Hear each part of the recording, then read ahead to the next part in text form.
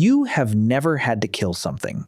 You have never stood 10 feet from an animal twice your size, holding nothing but a sharpened stick, hoping it was enough. But your ancestors did, and for most of human history, they were losing that fight.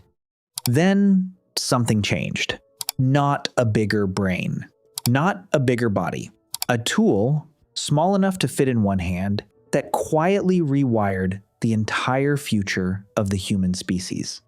This is the story of the weapon that made you possible. Go back roughly 70,000 years. Humans are already smart. They already have fire, language, and social groups. But up close, in a fight with a large animal, humans are still fragile. No claws, no fangs, no real speed. A thrown spear from a few feet away is powerful, but it is also a gamble, because a few feet away is exactly where an angry, wounded animal can reach you. Every close-range hunt was a wager against your own body. Now picture something new, a simple wooden device, roughly 2 feet long, with a hook or cup at one end that cradles the base of a spear. You do not throw the spear directly anymore. You throw the device, and the device throws the spear, extending your arm's leverage, the way a lever extends your strength. This is the spear thrower, sometimes called an Atlatl, and it is deceptively simple, deceptively small, deceptively easy to overlook. But it does something extraordinary. It roughly doubles the speed and force of a thrown spear. It lets a hunter strike from 20, 30, even 40 meters away instead of standing within reach of tusks and claws. Suddenly, distance is not just an advantage, it is survival. Archaeologist John Shea, who has spent decades studying the origins of projectile weapons, has argued that this shift toward launched weapons marks one of the clearest turning points in human behavioral evolution. Not because the weapon itself is complicated, because of what it demands from the mind that uses it. Think about what a spear thrower actually requires. You are no longer simply reacting to a charging animal. You are calculating trajectory, distance, wind, the exact moment of release.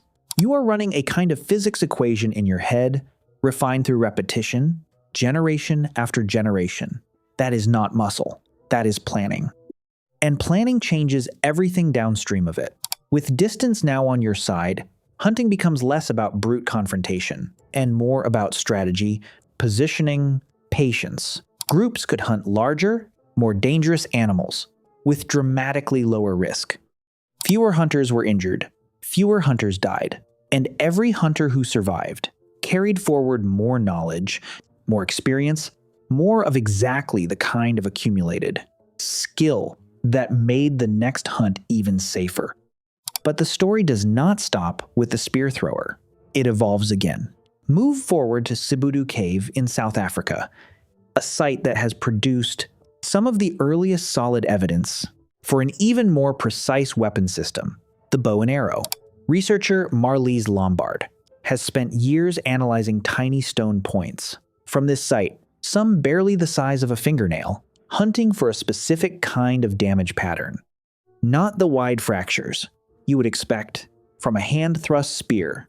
Instead, microscopic impact marks consistent with something moving at extremely high velocity. Her research suggests that bow and arrow technology may stretch back over 60,000 years, far earlier than many scientists once assumed.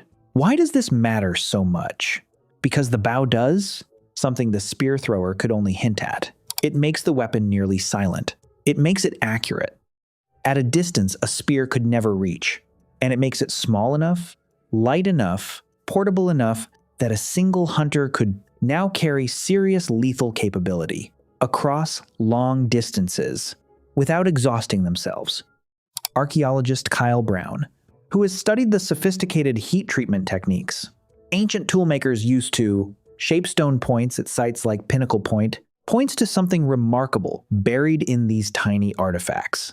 Advanced planning, multi-step engineering, heating stone at precise temperatures, overextended time to make it easier to flake into a sharper, more effective point. This was not luck. This was applied knowledge tested, and refined, and taught to the next generation. Here is the counterintuitive twist hiding underneath all of this.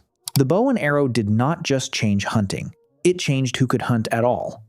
A heavy thrusting spear requires significant upper body strength and the willingness to get close to a dangerous animal. A bow requires skill, patience, and precision, but far less brute force. Suddenly, hunting was not limited to only the strongest members of a group. Reach and force could now come from technique rather than raw muscle. That single shift rippled through the structure of ancient societies in ways that still echo today. And there is a darker mirror to this story too. The same qualities that made these weapons revolutionary for hunting made them just as revolutionary for conflict between humans. A weapon that can strike accurately from a distance changes warfare, exactly the same way it changes hunting. It removes the need for direct physical confrontation. It rewards patience and positioning over raw strength. Every arrowhead found at an ancient burial site tells two possible stories at once: a tool for feeding a family, and a tool for defending or attacking one. Notice the deeper pattern running underneath all of this. Every leap forward in these weapons was really a leap forward in distance. Distance from danger. Distance from direct confrontation. Distance that let the body take fewer risks, while the mind took on more of the work. That pattern did not end with stone points and wooden shafts. You are, in a very real sense, still living inside that same evolutionary trajectory. Every technology you rely on today that lets you act at a distance, a phone call instead of a face-to-face confrontation, a message instead of a physical negotiation, even a drone instead of a soldier, is running on the exact same underlying principle. Your ancestors discovered the moment they first launched a spear instead of thrusting it. Reach without exposure. Effect without risk. That idea alone reshaped human survival, then reshaped human society, then never really stopped reshaping anything since. Ask yourself something simple. Why does a difficult conversation feel easier over text than face-to-face? Why does an argument cool down the moment there's a screen between you and the other person? Somewhere in you, a very old circuit still runs the same calculation. Your ancestors ran with a spear in hand. Distance equals safety. Precision equals power. The bow disappeared from your daily life a long time ago. The instinct it trained never did. There is something almost humbling in realizing how much of your modern world traces back to a stick, a cord, and a sharpened point. Not fire, not language.